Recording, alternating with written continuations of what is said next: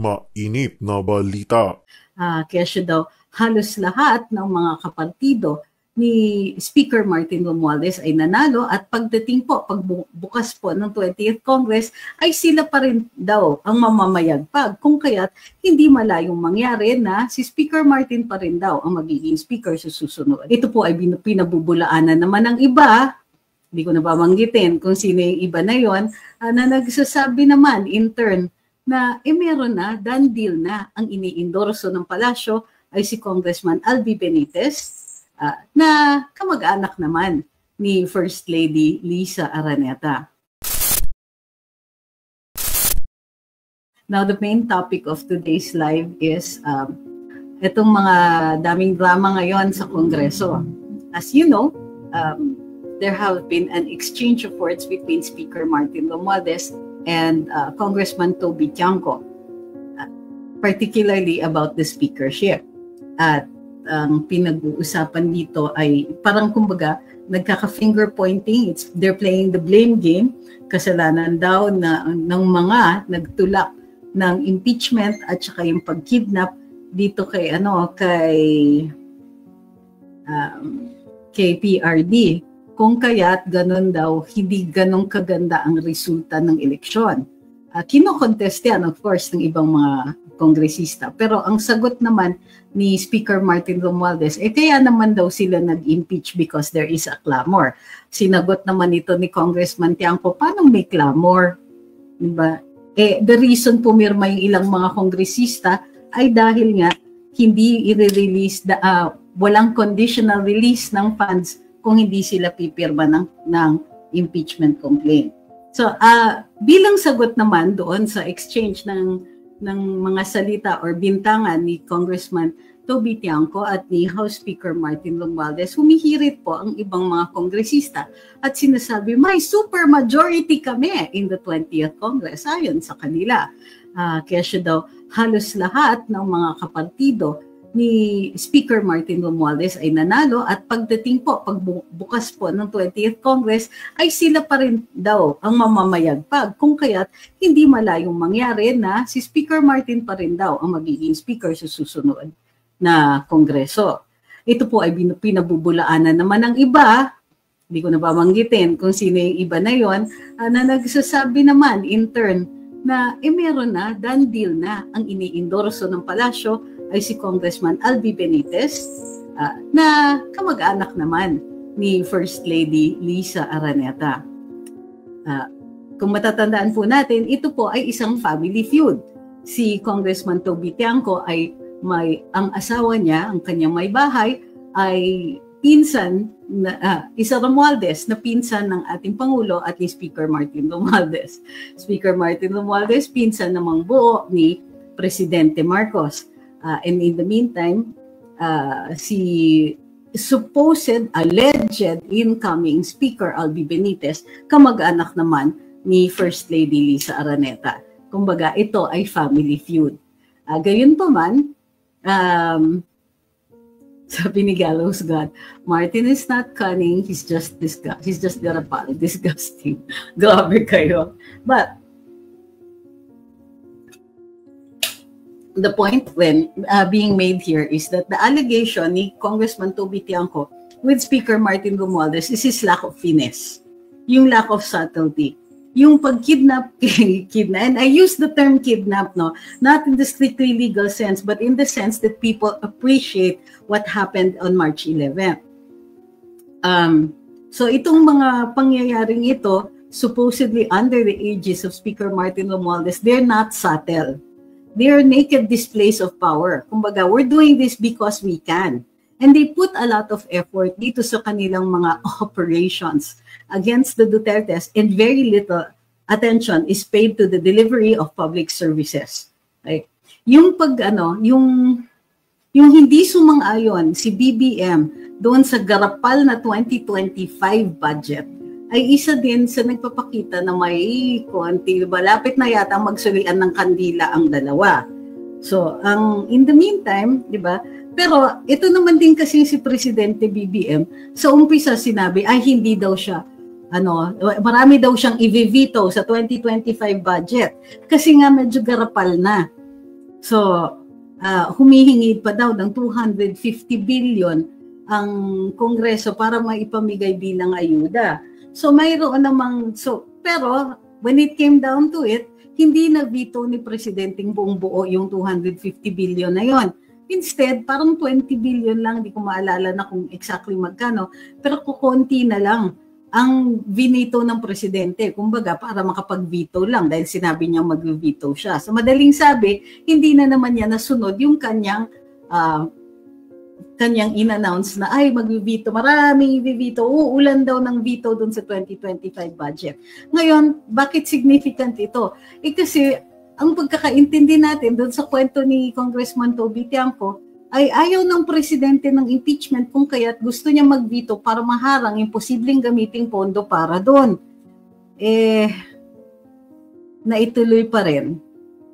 Weak nga Hindi niya naman na nasalag lahat. So ngayon, na matindi ang ugong na hindi na si Speaker Martin Romualdez sa 20th Congress, milagro-milagro.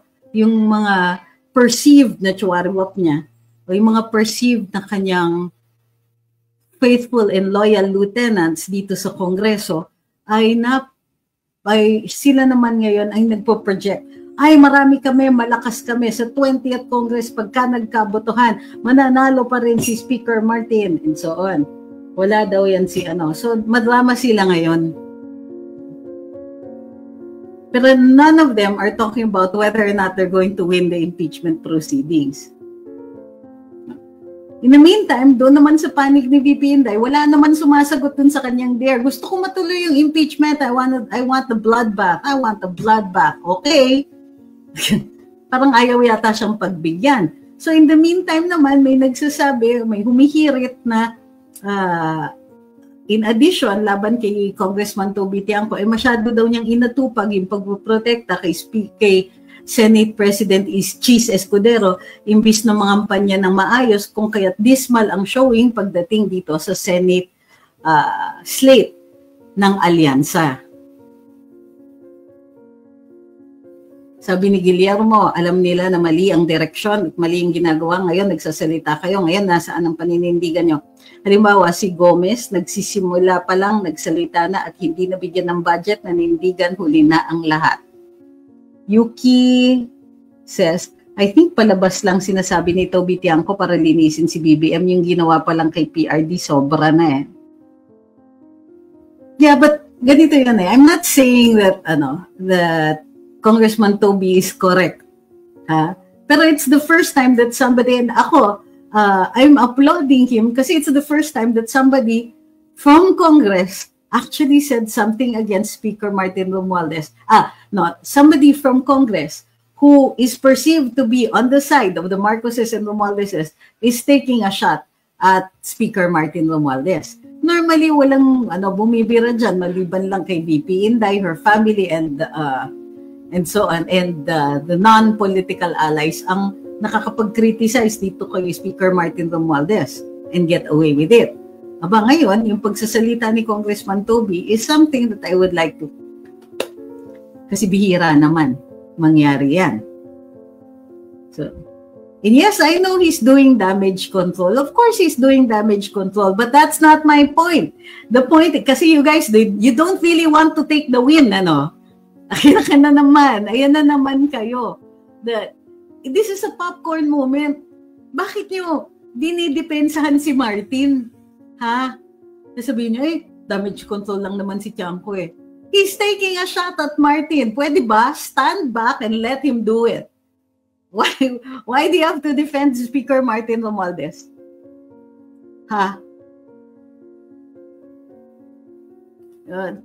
Buti nga somebody is blaming him Buti nga somebody of the stature of Congressman Toby Tiangco is taking a shot at Speaker Martin Romualdez nang sa gayon, hindi na siya speaker in the next Congress. Because I don't really think that the Philippines can take the kind of spending that Congress has been doing under Martin Romualdez. Sabi ni Ma'am Susan, I appreciate the win, just wishing there were more. Can't you just take it muna? Kasi, of course, we want more. Who doesn't want more? Ayoko nga andyan si BBM But why do you have to defend? Ano? Because you don't appreciate that there isn't anymore. Parang, dahil nakukulangan kayo, ididepensahan niyo si Speaker Martin. Does he really deserve your defense?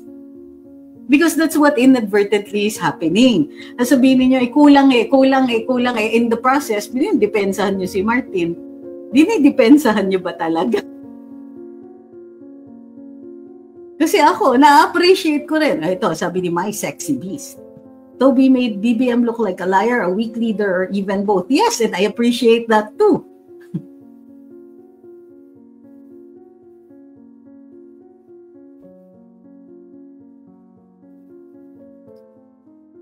Ang layo naman ito. Di ba di na daw pwede ma-impeach si Sara and one time lang daw pwede ma-impeach? Why? Who's talking about the second impeachment for the VP? Wala namang ganun eh.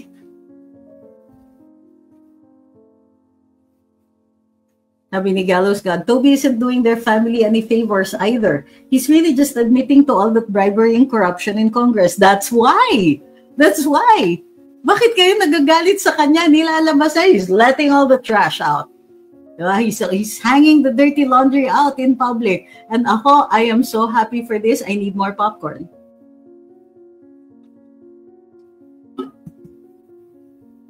Tuwa ko lang. Sabi ni Attorney Bill, Toby versus Tambi, magandang laban to at ang mananalo ay si Pulong. That's what I mean. Diba? In the meantime, habang nag-aaway yung dalawang malaking elepante, ang maghahari yung daga or yung matalinong maliit na animal.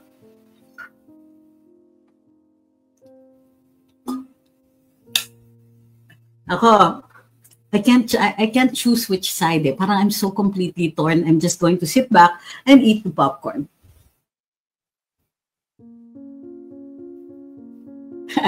Sabi ni Sir Jose, napatunayan lang ngayon, naggarap pa lang ayuda ni Martin, napatunayan, nagalaw niya yan. At pinambayad lang sa mga pumirma sa impeachment. There you go! Yung kakadaldal is Congressman Toby Tiangco, ala, ang dami natin natutunan. So, huwag niyong ismolin. Bakit niyo ini-ismol? Masaya ko lang kung ano-ano pa. I want him to say more.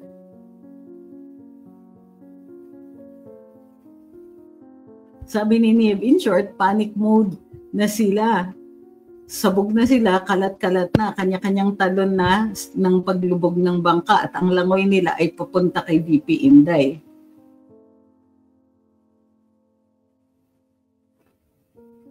Sabi ni Gallows God, I would love to see Kong Pulong get the speakership. Attorney, interesting to see whether he'll get the numbers. Or even the minority. Because sa totoo lang, in the 19th Congress, they marginalized him so much. Walang budget ang Davao, pero wala ka maririnig na reklamo. He did not give them the satisfaction.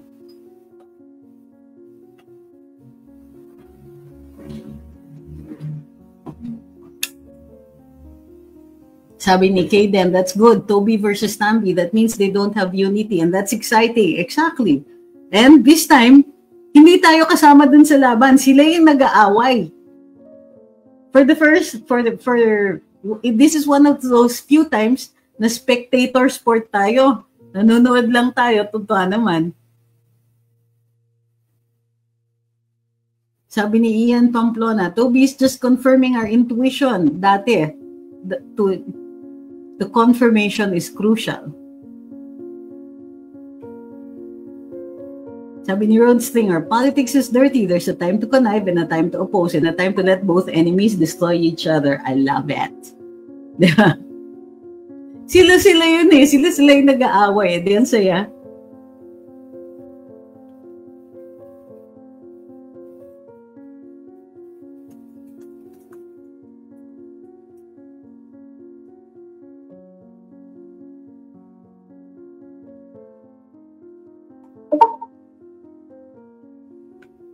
Yeah.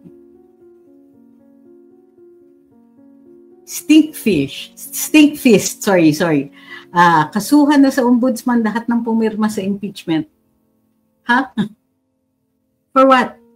Hindi naman po krimen yung pumirma ng impeachment.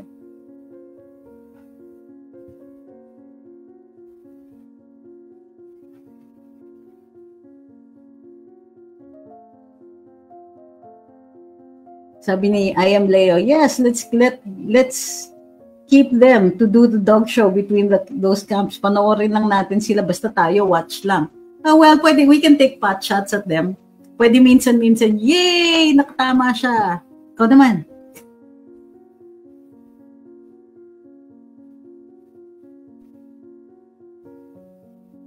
Sabi ni Fudge, Toby did not sign the late CJ Corona's impeachment articles as well. And he even testified in defense of the late CJ during the Senate trial. So parang in a way, lesser evil than MR. Oh, I didn't know this.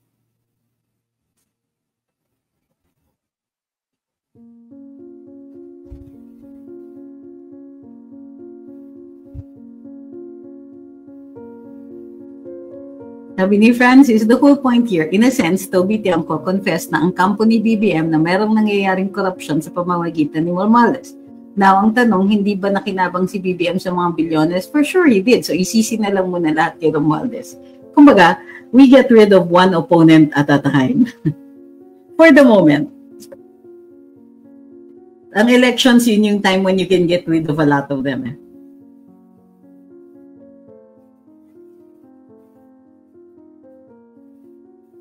Sabi ni John, is there any legal course of action for those congressmen who signed because of a conditional release?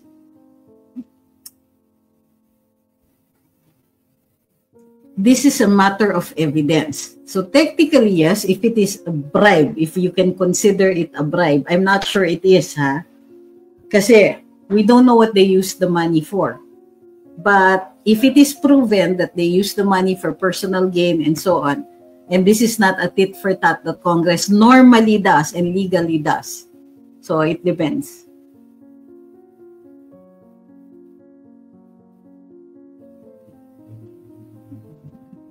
Sabi ni Sam Keys, nakakasira ng gabi yung background mo. So anong gusto mong gawin ko?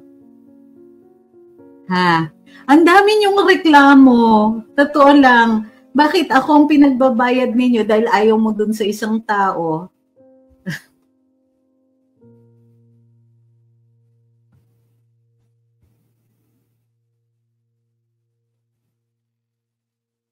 Sabi ni Ma'am Karen, I dare tamba to take Toby to the Committee on Ethics sa mga criticism against him. All for the power of the purse at persecution sa mga vloggers at mga Dutertes, tinalo pa ang linta sa pagkapit. Sabi ni Sam, oh, I just thought it was funny. Oh. Okay. Not sure if his face is funny at all.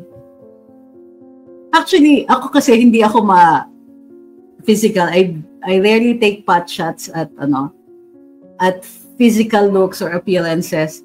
Pero at what they do, yun talaga kasi yung pruweba.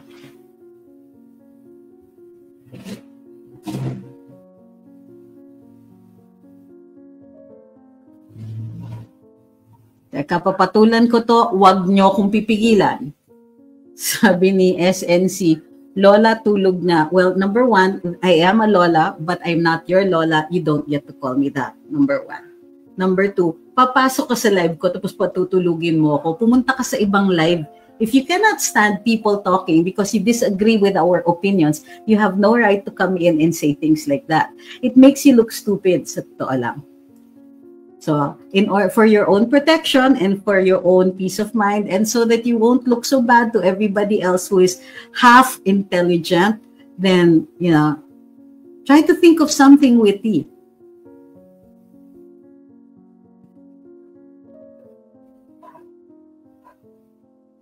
Sabi ni Felix, good evening, kumukulo ko dugo ko pag nakikita ko yung buhayang Tambi na yan.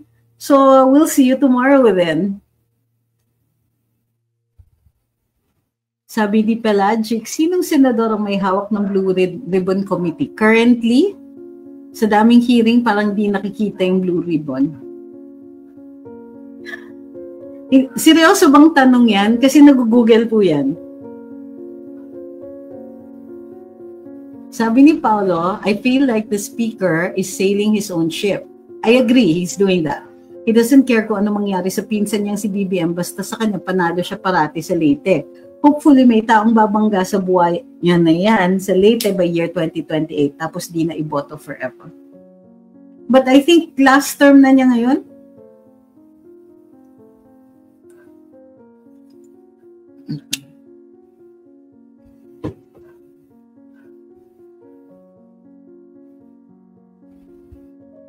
Pia Cayetano pala. Ha? Currently? Okay.